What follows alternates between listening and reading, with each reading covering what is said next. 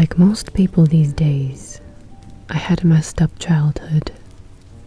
My father took off before I was born, and my mother was left to care for me on her own, a skill she was sorely lacking.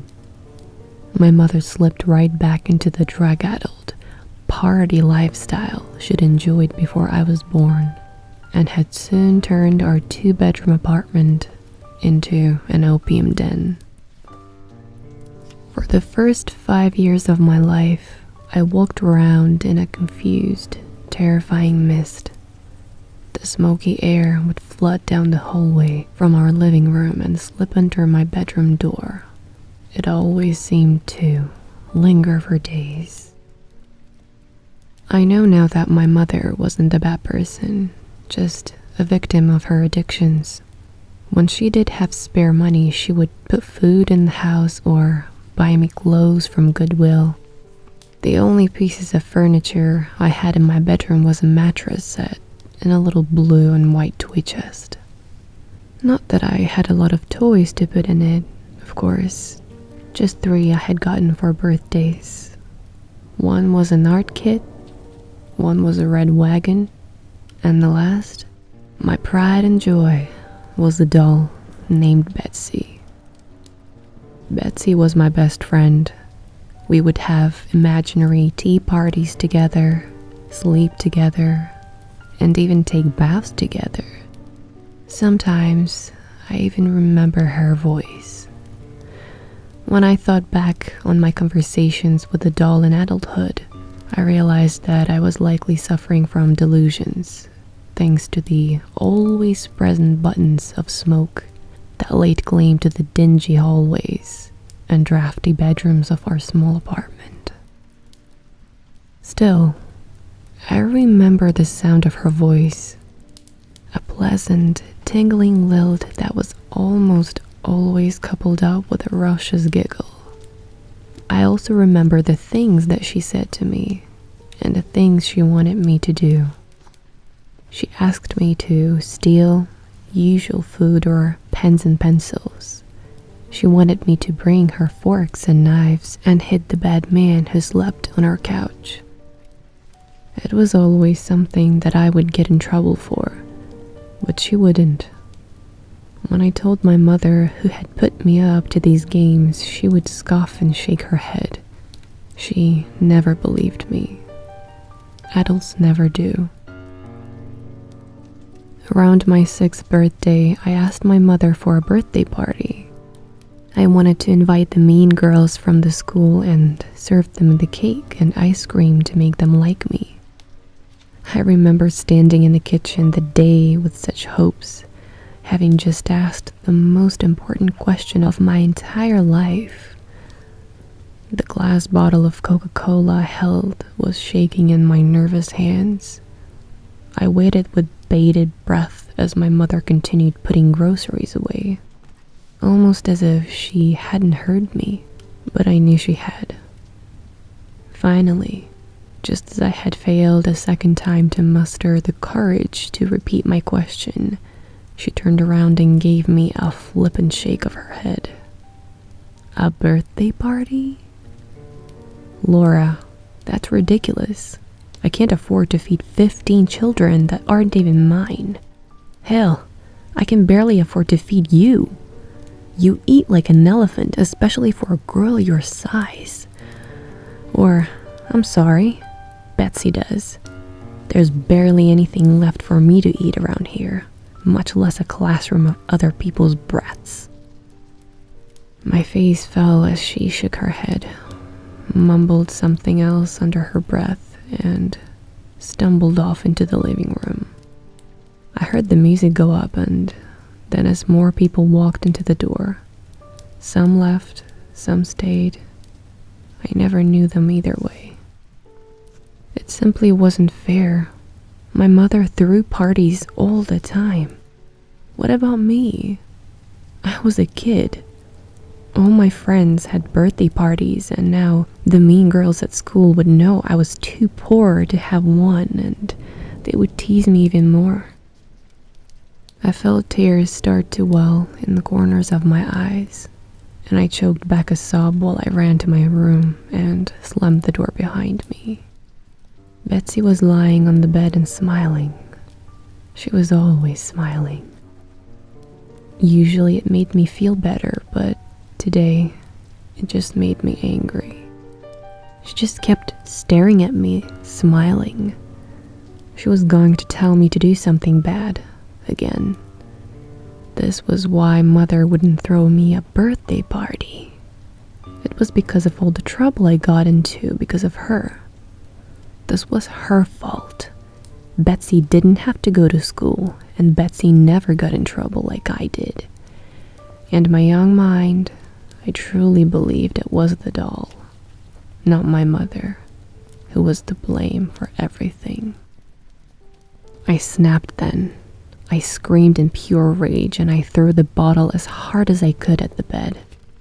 It hit Betsy in her forehead and she fell on the floor. Good. I picked up the bottle and I hit her again and again. I thought I heard her laugh and I hit her harder. Then I laughed. When my rage was spent, I dragged Betsy to my toy chest and threw her in. I slammed it shut and kicked the chest against the wall. I never wanted to see Betsy again, ever. I never owned another doll after Betsy. About a week later, the police came and 2 nice ladies took me to live in a new home in a new state, with food and toys and no drugs. The trunk went into the storage and the wagon disappeared. I never saw my mother again. As I got older, my foster parents admitted she was in jail, doing 25 years. That was fine with me. I felt nothing for her anyway. I still had nightmares because of my life with that woman. But then slowly I began to heal. I focused on doing well in school and I ignored my mother's letters from prison. She reached out to me several times in my 20s as well, but I always declined her calls. That is until this morning. I'm 30 now, with my own children and a loving, honest husband. I have a beautiful house, 2 dogs, and a career as a social worker trying to make a difference for kids who had it bad like me. I'm happy. I'm steady, and I'm content. So when I got a voicemail from my mother informing me she had been paroled and that she wished to speak, decided to let her say her piece.